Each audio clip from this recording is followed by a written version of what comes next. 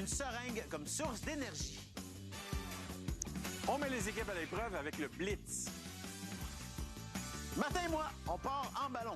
Oui. Pas nécessairement nous, là. Non. C'est nos figurines avec un ballon sonde. Oui. On est allé haut. Oui. Très, très haut. Comment donc? A, B ou C?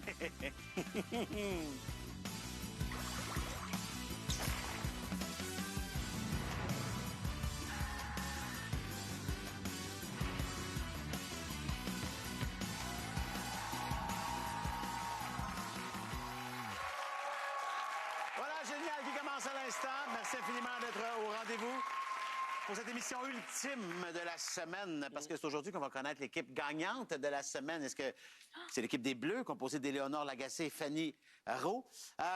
Les Bleus, elle semble déterminée, j'adore ça.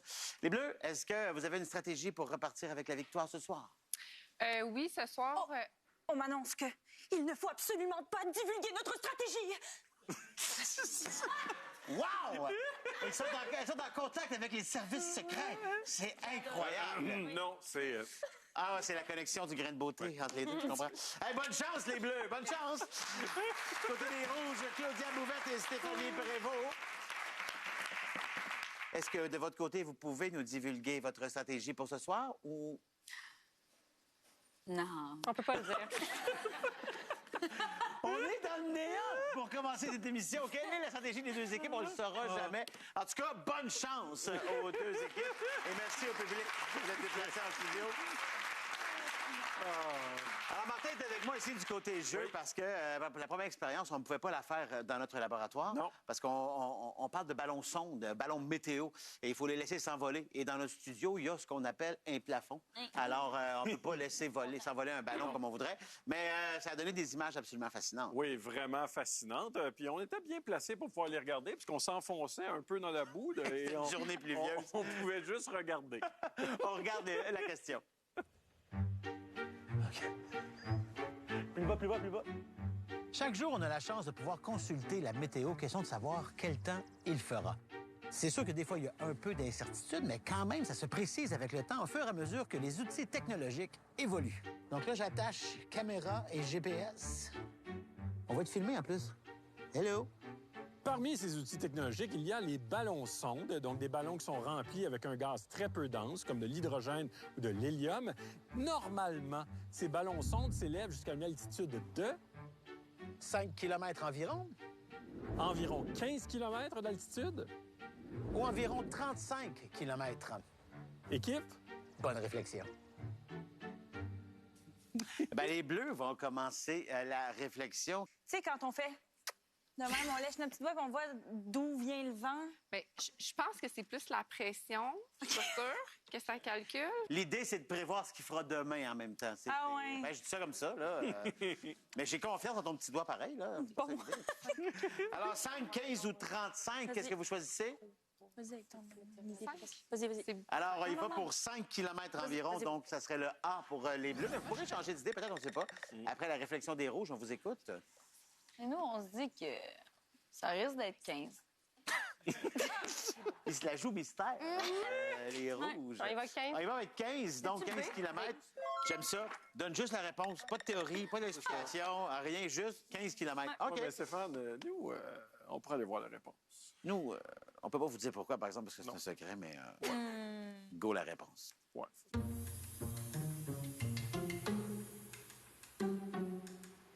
Eh bien, pour vous donner la réponse, on a eu la chance, Martin et moi, de faire décoller un ballon sonde. C'est le moment de nous dire au revoir. Ouais, hein?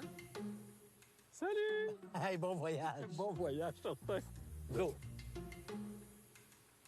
Malade. Ah, ça va vite, hein? Ça va super vite! Et ce qu'il faut savoir, c'est que ces ballons sondes vont mettre environ 2h30 dans leur ascension et qu'ils vont atteindre, disons, la stratosphère. On parle d'une altitude d'environ 35 km. La réponse est donc... C. Ah, c'est malade. Les ballons sondes et les montgolfières utilisent le même principe. Ils subissent une force vers le haut, la flottabilité. Et pour comprendre la flottabilité, il faut revenir à ce fameux principe d'Archimède, selon lequel, quand un corps pénètre dans un fluide, comme l'air de notre atmosphère, il y a une partie de ce fluide qui se déplace pour laisser de la place au corps en question. Eh bien, selon le principe d'Archimède, si le volume de fluide déplacé est plus lourd que le corps lui-même qui a provoqué ce déplacement, le corps va flotter sur le fluide. Eh bien, c'est exactement ce qui se produit ici avec nos ballons météo. Premièrement, on rappelle qu'ils sont remplis avec un gaz qui est très peu dense, comme de l'hélium ou de l'hydrogène gazeux. Ce sont des gaz qui sont beaucoup moins denses que l'air de l'atmosphère. Et ensuite, il faut aussi rappeler le fait que ces ballons, lorsqu'ils sont gonflés complètement, ils occupent un très grand volume.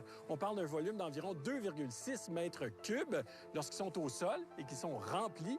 Donc, ces ballons vont déplacer un grand volume d'air et cet air est nécessairement plus lourd que le ballon et son contenu. Résultat, ils sont poussés vers le haut, ils s'envolent dans les airs. Et résultat, les ballons vont monter jusqu'à la stratosphère. Et ça tombe bien, parce que comme les effets météo se passent relativement près de la Terre, nos ballons sont assez hauts pour recueillir les données dont on a besoin pour alimenter les modèles de prévision numérique du temps. L'intérêt de ces ballons sondes, Steph, c'est qu'ils sont capables de nous donner un portrait de l'atmosphère. Ils transportent des capteurs sophistiqués, des capteurs qui vont nous donner des informations sur la température de l'air, la pression de l'air, le degré d'humidité dans l'air. En plus, en suivant les ballons météo, on est aussi capable d'avoir des informations sur la direction et la vitesse des vents. Il y a les algorithmes qui vont traiter les données et générer des prédictions. Puis là, on va se le dire, le voyage du ballon sonde, c'est un voyage qui est...